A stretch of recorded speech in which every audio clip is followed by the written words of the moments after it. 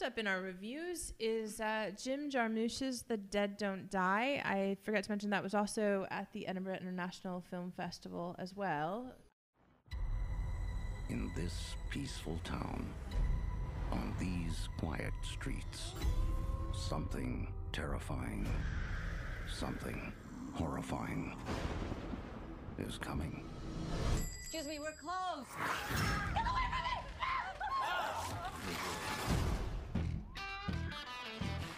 What the hell was it? A wild animal? This is really awful. Maybe the worst thing I've ever seen. What was it, wild animals? So what are you thinking? I'm thinking zombies. What? What did everyone think about that film? Jim, did you want to tell us a little bit about what it's about? Yeah, so I'll get to what I thought of it in a minute, but basically it is a zombie comedy from Jim Jarmusch, who, of course, we all probably know very well. And it's set in a small town called Centerville, which I think is meant to be in Ohio. I can't quite remember, but I think it's meant to be Ohio. And basically we opened the film with two local cops, played by Bill Murray and Adam Driver. And there's a lot of stuff on the news about how polar fracking has knocked the Earth off its rotational axis, and this is causing lots of weird things to happen. Like telecommunications are cutting out, it's screwed up all the daylight hours in places, and it's all kind of out of whack. And one of the things that starts to happen as the film progresses, of course, is that, well, I say of course, I mean, not like this is something we would expect to happen, that the dead start coming back to life. There's now a zombie outbreak. So basically it's then following mainly the two local cops, but there's a bunch of other characters in the mix. You've got Steve Buscemi playing a quite racist local farmer. You've got Tilda Swinton playing a Scottish, actually, mortician who wields a katana, because why not? And, various other people and characters coming and going and basically reacting to this outbreak as it happens. So that's basically the setup of the film. Now, as you might expect from the director, it's quite self-aware, and we'll get to that in a moment, I suspect. And it's a little bit unclear to me as to whether it's trying to do social commentary or poke fun at other social commentary. But it's very much set up as a comedy, and it basically goes in that fashion, quite a self-aware zombie comedy. Yeah, I saw an interview. It was an interesting experience. There was someone who's high on, I don't know what, they were touching the walls. Well, that was at times more funnier than the film. I did not like it. I what you said about it maybe poking fun of social commentary about climate change and stuff kind of changes my opinion maybe a bit if it is that. But if it is trying to be a social commentary on polar fracking or any kind of climate change things, it just really lands flat. It feels like it's really late to the game, like those kind of arguments that you've heard 100 times, and then everybody's just like, because there's like so many Romero. It's not even just like a homage to Romero. It's just like copying what Romero has done and just like doing it badly, right? Because there's the zombies that are wandering around town, and they are always kind of drawn to something that they used to love or do in their previous lives, and there's people going around going Bluetooth, yeah, Wi-Fi. It's like, oh yeah, we get it. It's like, PlayStation. It's like you don't. That's old. That's old. Nobody needs to say that anymore. We've heard that comment so many times, and then it really doesn't even go anywhere. It doesn't land what it's trying to say. And if it is that it's making just fun of that kind of thing, it sort of makes sense, but that really doesn't come through from the film at all. I think that it's making way more political overtones than these sort of social overtones. I mean, you have the guy's hat, like Steve Buscemi, he's a racist, but it says "Make America White Again." It doesn't say "Make America Great Again." And it's a little bit about, every time I feel like, Bill Murray and Adam Driver were in the car saying, "Oh, it's going to end up bad. It's going to end up bad."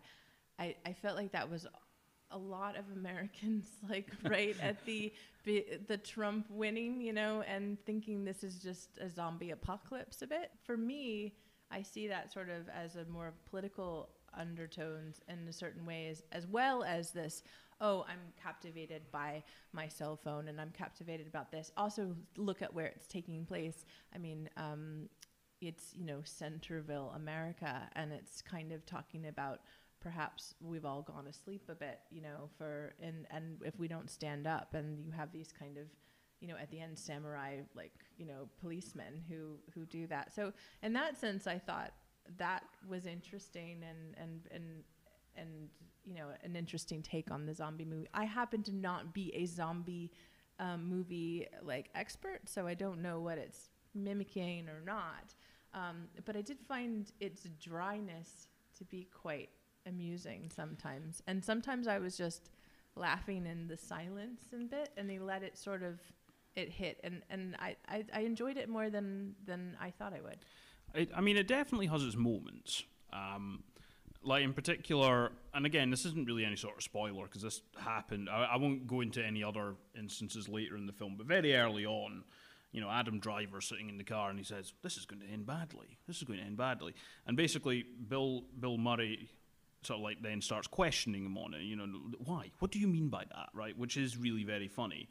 In terms of how meta it is, it sets its stall out very early on that one, because it opens with this song, which I tried to do a bit of rudimentary Googling before we came on air here, and I was unable to determine whether it was a song that already existed or if it was recorded for the film. But there's a song called The Dead Don't Die, right, which plays over the opening credits, and as we join the two of them cruising around in their police cruiser, it's what's on the radio, right, and you know, it's more or less the opening scene. Bill Murray says, "Oh, why do I find this so familiar?" To which Adam Driver responds, "Oh, it's the theme song. Oh, it was playing earlier, that's why it's familiar." And it's just like, okay, I mean, that's quite amusing. And it does a couple of other things throughout the film that I won't give away, where it does similar things. And at first it's quite amusing, but it's more, as the film went on, I'm not really sure what the purpose of it was.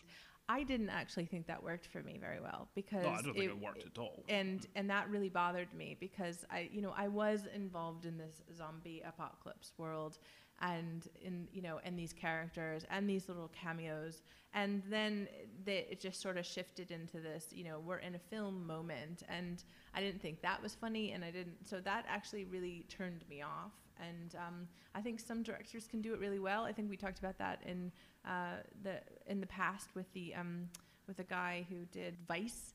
Adam and McKay, the similar sort of kind of trying to trick maneuver that you're, you know, like ending a film or whatnot, and it just didn't work for me. I agree. I mean, I think because, you know, we've spoken about it before, like Adam McKay and like winking to the process, but here it kind of felt like, okay, we know this is ridiculous. We can't quite sell this. Let's just remind everybody it's a film and it'll be a bit funny and we'll move on. It didn't. I think it either needed to lean more into that and do more of that and make it like really very meta and self-referencing, or it needed to cut it out completely. Because I think what they were trying to do with the film, if they'd got rid of those bits, I think it still would have worked as well. It might even have worked a little bit better, to be perfectly honest. So that bit I agree with you. That didn't work for me at all. The rest of it, I think it could have been better. I would still say see it. I mean, I had fun with it. There's plenty of good jokes, but it just didn't quite come together for me. I found myself chuckling. I had fun with it. Some of the jokes were funny, but I got to the end of the film and I was thinking, I don't really know what the point of any of this is. Like, people have done social commentary through zombie films. They've done social commentary and humour through horror films. This has all been done before, and this just felt like a slightly weak version of stuff that had gone before, including Jim Jarmusch's own work, really, to be perfectly honest. So I'm not really sure what boxes it hit for me. It's not bad, but it's not particularly good either, to be honest. Yeah, and if, like Amanda, you said something about the political commentary, I think it's too late to the game.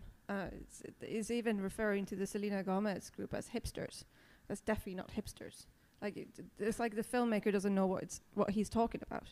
And then the funny part that the film is trying to make is, it's funny. It seems like it's funny because these people are famous. So it's almost like a Wes Anderson film where, like, oh, Now there's, Owen Wilson is playing this character, it's funny because it's Owen Wilson. Oh my God, Bill Murray's doing it again, that kind of stuff. Because it's riddled with famous people, and that goes nowhere. Yeah. And to me, the whole film feels a bit like a circle jerk. So a lot of people who know each other get together and they decide to do something funny, and it just really lands flat. Like, it seems a bit amateurish. It's like the Star Wars joke that's in towards the end of the film. Like, God, really? Did you really need to push it through like that? Wow. As the token American in the group here, I think maybe, and I think we were talking about this with Chris from the Short Comedy Festival. I think sometimes maybe comedy is different, and maybe it doesn't translate. And I do think the powerful bit about this film, it's not the funniest film, it's a subdued humor. And I actually looked it up while we were talking. I don't think that Jim Jarmusch was trying to make political overtones, even though it sort of comes across that way. I think with people who are currently living into that administration, it does feel a bit like a zombie apocalypse. But I think that whole cast of having Selena Gomez in there for like a 5-minute clip, or Rosie Perez in that spot, it's a take on a cast ensemble, film, and that's what he was doing, and I thought it was amusing. It wasn't the best film I've ever seen, but I think sometimes we come into these wanting this film to be 150%, when I think I'll probably watch that film again and enjoy it, and see something more about it, and it was fun. That's what it was. Well, you see, the thing is, you say, I don't necessarily disagree with anything you've said there. And I still had fun with this film. It's more that I did feel like it petered out a little bit. Now, that's probably a little bit what they were wanting to communicate with the story and the tone, right? There is no catharsis here. There is no moment where kind of it comes together. But as a result, it does make it quite an unsatisfying thing to end up watching. It's still funny. I still had fun with it. I think, unlike Annie, I like, the Star Wars joke that's made, it kind of landed with me. But I found myself chuckling and thinking, okay, that had some good moments, rather than really finding it properly funny and then coming out of it thinking, yeah, that spoke to me. It was more, I felt like somebody was trying to tell me something, but then they kind of, this is probably rather ironic because I'm probably doing this right now, right? But they were trying to tell me something, but they ended up garbling their words. It's all there. I enjoyed bits of it. I get the point. I just didn't really feel like I'd got anything out of it come the end. Yeah, and it didn't really have an ending at all. It seems like they didn't know. Like, I don't hate films that don't have endings. It's not. I just don't like films that don't know how to end the film. And it seems like one of those films that they were kind of like, well, how do we pull the story together? How do we finish? It's like, oh, well, just have like a UFO come in and, oh, so funny, amazing idea, yeah, let's put that in, yeah. And then the whole storyline with the kids, what was the point of that? Anyone? I've been trying to get the mic. It did have an ending. It did have an ending. We'll take it out. To be fair, like Adam Driver does spend the first half hour of the film saying this is not going to end well. It's not going to end well. Yeah. But it just ended more abruptly, perhaps, than a general sort of narrative arc. Maybe one of the things that I did enjoy about it, but I really did find that Bill Murray drove the film in a lot of ways. I thought Adam Driver was really good. I love Chloe Sevigny, so I think something about the way he carried those lines, or his own sense of humor, just maybe sort of made me think about that. I've seen other films, obviously, with Jim Jarmusch and Bill Murray, so it was an interesting sort of thing to see him come back in one of his films, and I thought, and I enjoyed his performance. I don't know, maybe it's just Scottish accent bias here, right? But I did enjoy Tilda Swinton's character, right? I had a lot of fun with that.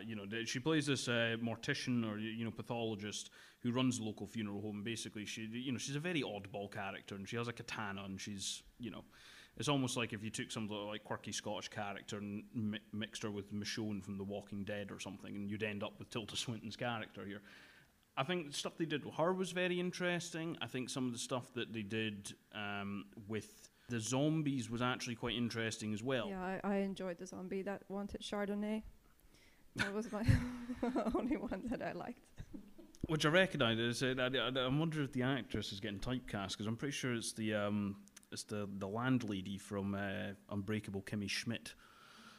Yeah, I think I recognise it. No, the cast were good. The cast were great. Like, I enjoyed Tom Waits. I thought Bill Murray was excellent. The standouts for me were, I think, Tilda Swinton gets a lot of time as this very eccentric character, right? So she is very memorable, and I enjoyed that performance.